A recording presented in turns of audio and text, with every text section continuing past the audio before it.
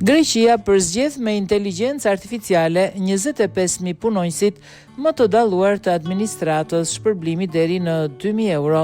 Të paktën 2.500 punonjës civil do të marrin bonuse deri në 2.000 euro këtë vit në Greqi, me një vlerësim dhe përzgjedhje të bërë nga inteligjenca artificiale.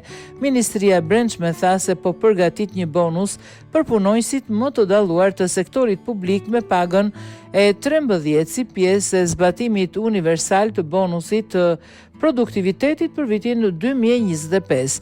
Ministri i Brendshëm Theodoris Livanios dhe zëvendës Ministria Përgjegjëse Vivi Karalamboxhani arritën një dyfishim të shumës që do t'u jepet drejtuesve produktiv në sektorin publik, duke rritur shumën specifike në 40 milion euro. Në këtë mënyrë, plani përfundimtar parashikon që brenda muajve të parë të vitit 2026 një shumë shtesë do t'u vihet në dispozicion, afërsisht 25.000 përfituesve si shpërblim, e cila do të fillojë nga 1.250 euro dhe mund të arrijë në 2.000 euro. Këta janë drejtuesit që punojnë në 99 organe publike dhe në shërbime kritike të gjitha bashkive në vend. Informohet se qëllimet janë formuluar në tërësi me inteligjencën e mendimën e inteligjencës artificiale dhe metodës SMART.